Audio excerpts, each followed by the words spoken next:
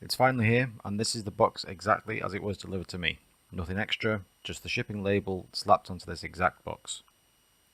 Opening it up, we find the box for the colour kit, including a decent sized metal tripod, a dual tripod mount, and wires for various types of cameras.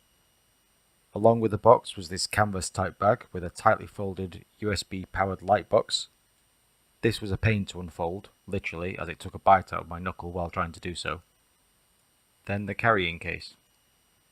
Inside was a hat for some reason, perfect if you had a head the size of a small boulder. In the top zipped compartment are two silicone protective sleeves. Shame I didn't get a black or grey one and ended up with the blue and yellow, but never mind.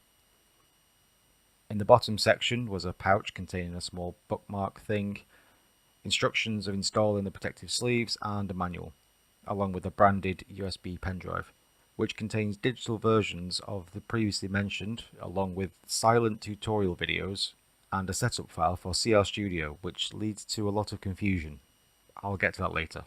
Anyway, for the tutorial videos, it's best to just watch them on the Lizard's designated community page called JM Meta for some reason. Not that you would be aware of this from anything provided in the box. The turntable is the first thing out of the bottom section of the case, and for some reason I was expecting it to be magnetic, which it isn't, not that that's much of a problem. The small tripod feels decent quality with textured grips. The Y cable with USB Type A and a barrel jack for power, joining to the aviation style connector that goes to the scanner itself. Then another USB cable for the turntable and the power brick with the barrel jack for the scanner. Then the scanner itself. Build quality is fine, not exactly high-end product, but doesn't feel like it'll fall apart if you look at it wrong. Then all of the regional outlet adapters.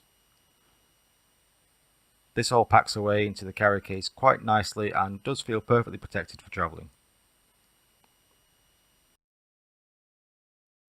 Now I backed this on Kickstarter and chose the luxury package, before the whole campaign was thrown into question and backers started to feel like they had lost their money.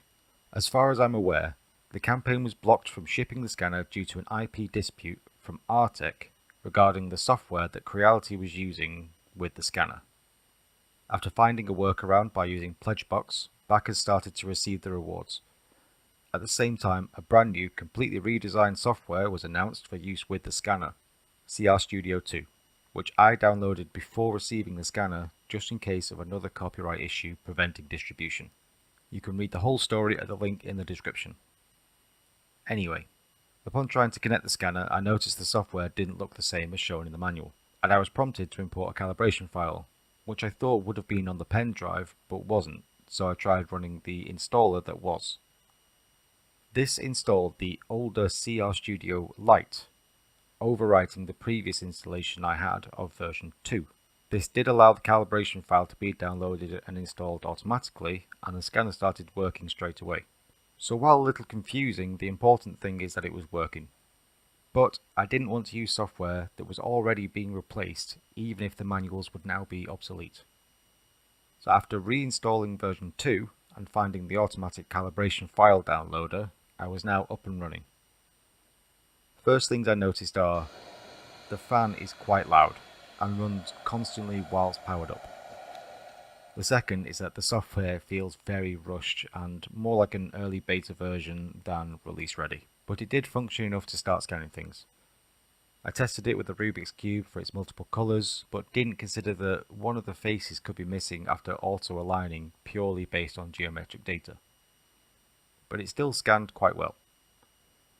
Next, I tested with this skull that I thought should be quite easy due to the colour and the large, simple geometry.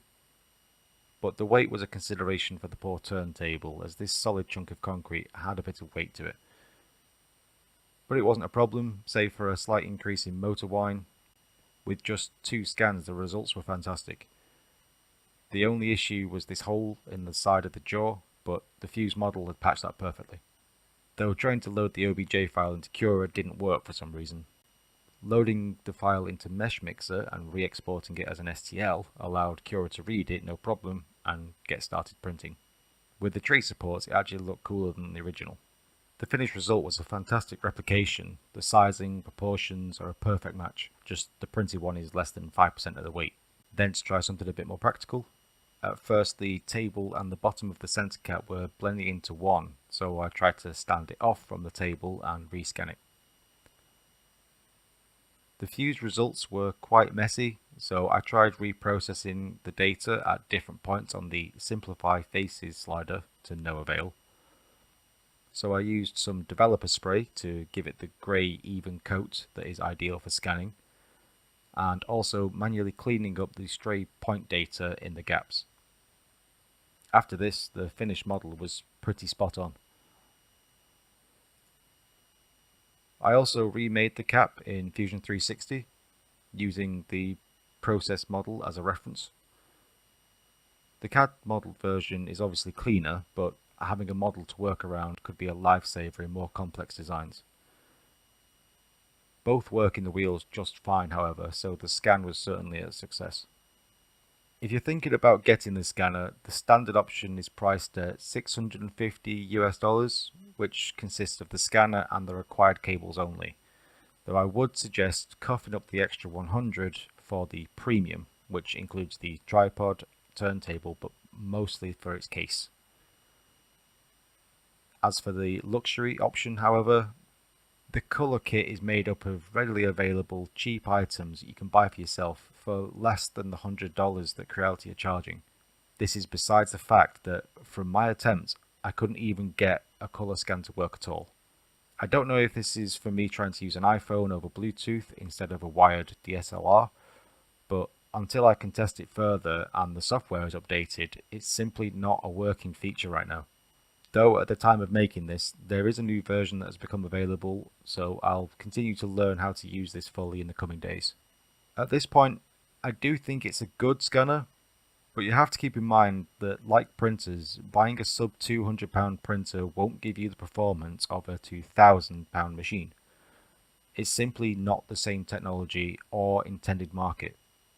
And just like 3D printing, there is a learning curve and you need to learn how to get good results. But with a little effort and patience, and being realistic with your expectations, this is a capable 3D scanner that's massively held back by the software right now. But I am sure that in time that will change. I think I'll be making a video going over the full process of scanning, so if that's something you'd like to see or have any questions, let me know in the comments and get subscribed. Thanks for watching, see you in a bit.